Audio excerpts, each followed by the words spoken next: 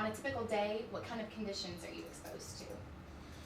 Typical day, okay, so my job, since I'm a finance manager, is a little bit different, but just in the generalities of the car business, typically you come in and you're going to have a sales meeting, and it is as stereotypical as it sounds, you know what I mean? Oh, come on, we're gonna get it. You like get everybody pumped up and talk about the goals, and they talk about free money they're gonna give away for, you know, doing deals and all that kind of stuff, and just try to have a good time. And then we get to work. Sales guys get on the phone, try to set appointments, try to follow up with people, cars that they have sold, ask how they're doing, set up first service appointments, those kinds of things. First come, first served business, and commission only, you know. So those guys out there, they don't eat unless they sell a car. So it gets brutal, you know, around here.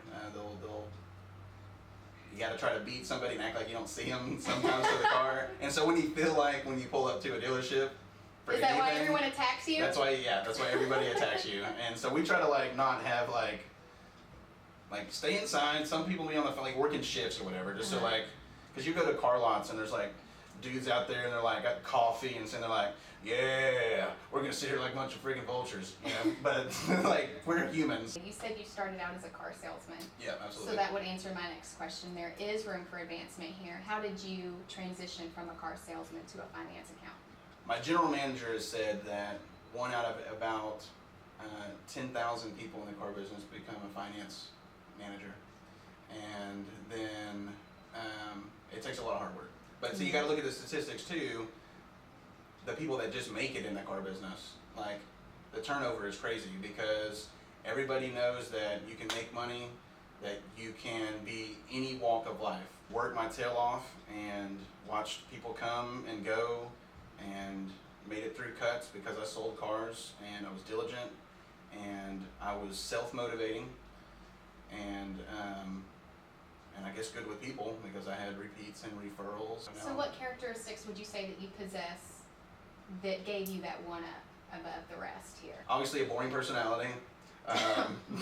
So I don't know. Hey guys. My car, 30 grand, I don't care. You gotta have, people know, and this works with anything, they always say, you know, you only have one chance to make a first impression. I always try to distance myself from that. I don't smoke, so I didn't like. I don't smoke. That's a key. And I don't drink coffee either. People coming up to the lot thinking that we're going to lie to them, right? And so it's a lot harder actually for us to overcome this wall that people start out with a wall. Find the car, right? Or several cars that match your wants and your needs, okay? And what's going to be good for you. Does it fit a car seat? Can you fit, you know, toys or anything like that in the back? Groceries. Okay, RJ, for my next question, I would like to know what characteristics do you look for in a potential new hire, good and bad examples? Somebody, obviously, anytime that you go for an interview, you want to not look like you just came out of bed. Yes. Right? Crocs are a no. Pajama pants are a no. I don't know, a Simpsons shirt's probably a bad idea. Have y'all had anybody show up with that? Yeah, you see everything in this business. Like, nothing. I've only been in the business 3 years, but you deal with thousands of people and thousands of situations, and still, something always comes up and surprises me. You know what I mean? At least take pride in yourself, right? Right. And so that's the first step, which obviously the opposite of that is looking professional and acting like you want a job, right? Yes. Okay, and that you're hireable. So that's the first thing, because obviously, would you buy a car from a guy that shaved his face and combed his hair and didn't smell more than like a guy that smells like cigarettes and obviously like drank coffee all morning, you know what I mean? So he's got the breath going, but then like just doesn't fix his hair because he was, I don't know, hammered all night or something. Yeah, no. Right?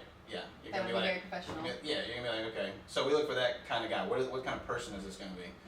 And then just as far as like the personality, you know, they gotta have a great personality. They gotta be willing to, wit is a great thing because when you gotta have banter with customers and just people in general.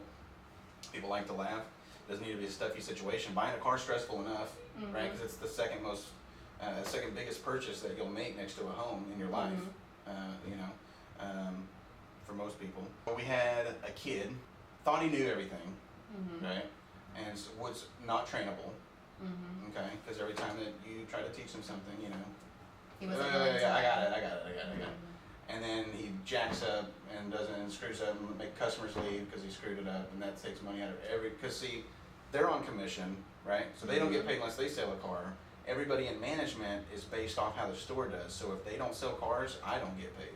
Oh. See, so that's why we have to be able to motivate others as well as do our job.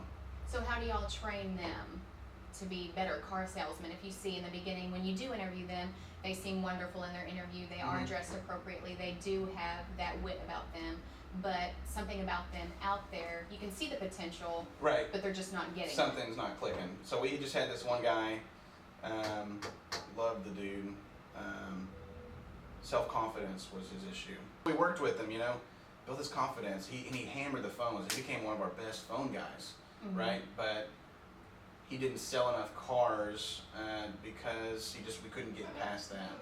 And as much as he wanted to try and everything, just consistently, we gave him about 2 months longer than anybody else we would have because we really loved the guy, and we had to let him go last week. I don't know, did that answer like the good and bad? There was a lot in the Well, there was answers, a lot in there.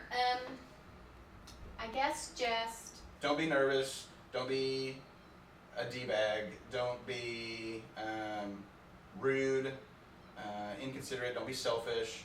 Think about the people. This is their life. This is their money. This is their car they're going to drive for years. This is their family. Okay, it's not just a car sale. They're not just a number, right? That's the end result. But you're gonna make more money in the long run. You're gonna have a better career if you care about people, right? right And that instead of the money. and that's why I'm in management instead of still on the sales floor or We're not. still working here. Yeah, we're not in the car business anymore. Yeah. So that's the biggest deal. Anything that you do in life, you gotta have compassion for others, and you gotta care about people. Well, thank you so much for your time. I really appreciate it. Yeah. Thank you. Nice to meet you. Nice to meet you. If you ever have any questions, you just give me a holler.